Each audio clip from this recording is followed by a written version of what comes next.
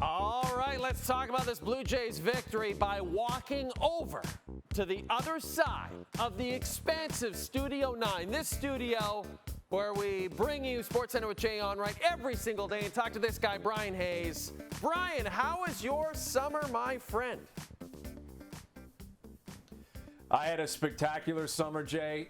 It always goes too fast. My understanding is you had a great summer as well down at Disney doing your thing. So it's a beautiful time of year, though, isn't it? I love the summer, but I also love fall. I love September because we're independent races. Hockey camps are opening up.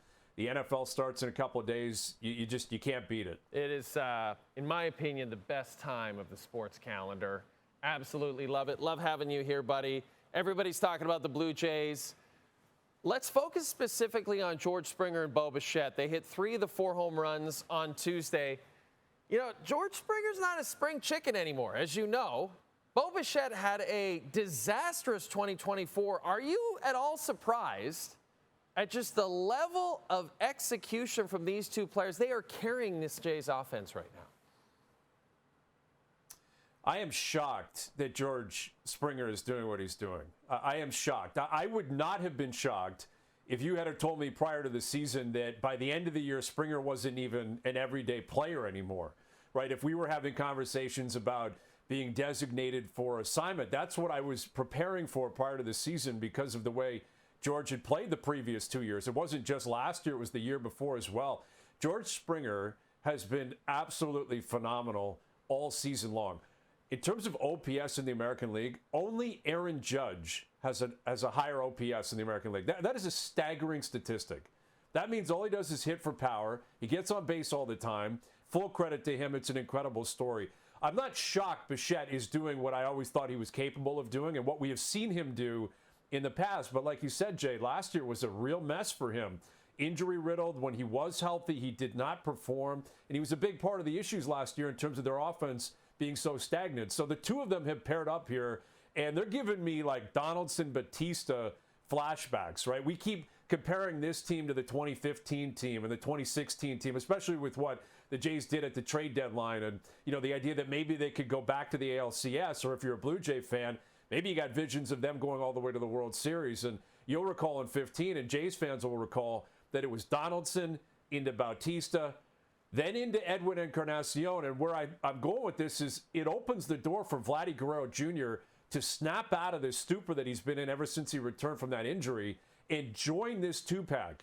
Because the way Springer and Bichette are playing, they're playing as well as Donaldson or Bautista ever played in terms of performance and production the last month. The two of them are two of the best bats in baseball. They show up with power and precision and production every single day. If Vladdy gets cooking, this is a three-pack that I'm not sure anyone else in the American League can match in terms of how well that they can play and how much production they can put up. So the Springer story is truly one of the great stories I can think of in recent memory with the Blue Jays, with any Toronto sports team. It's just an incredible resurgence what he's doing.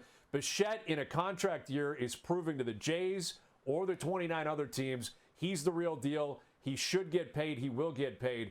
But again, for me, I transition to Vladdy still, and I look at him, a guy who just got paid, right? He got paid a lot of money. If he can get cooking, if he can start doing what he was doing post All-Star break, and you pair up Springer's production with Bichette's production, with Vladdy's potential production, that's Donaldson into Bautista into Encarnacion. And I think if you're a Blue Jay fan, you would love that flashback. Music to their ears for sure, Bryan. On the pitching side of things, bit of a mixed bag Tuesday. You have Jose Barrios going just 2 innings.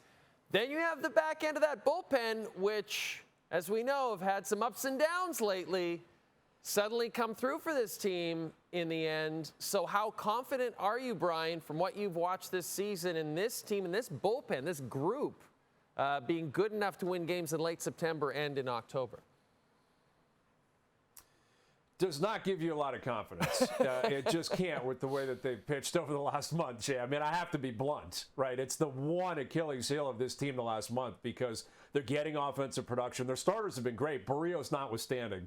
And that continued, obviously, Tuesday night in Cincinnati, where he's just in a really dark place. Like, he has no confidence. I can't imagine Pete Walker has a lot of confidence in him. John Schneider has a lot of confidence in him privately. Publicly, they're going to back him, of course. But clearly, Barrios is the 5th starter in this rotation, and I don't see where he fits, come playoff time.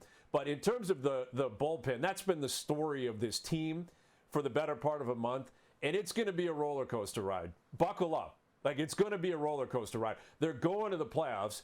I think it's imperative they hold on to the top of the AL East and hold on to one of the top 2 spots in the American League so they avoid the wild card altogether.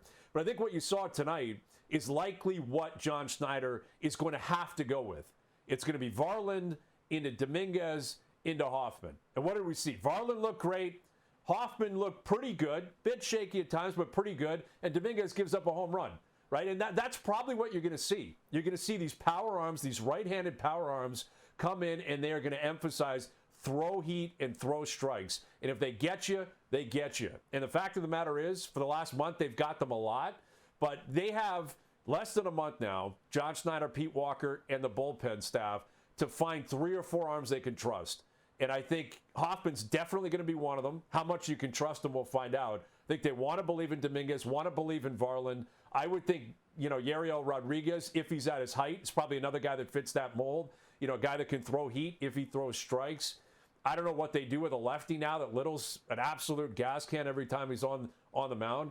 But the confidence is not going to be high. I'm not bracing it will be by the end of September. But they're going to have to find 3 or 4 guys, force them to throw strikes.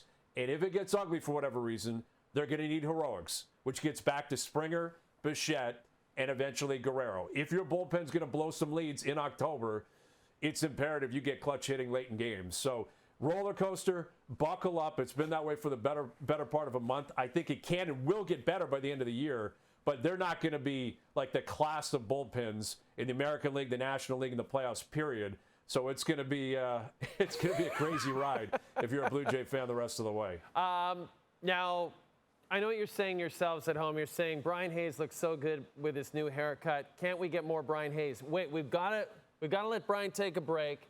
Bryan will be back later in the show with his hottest of hot takes about the upcoming National Football League season.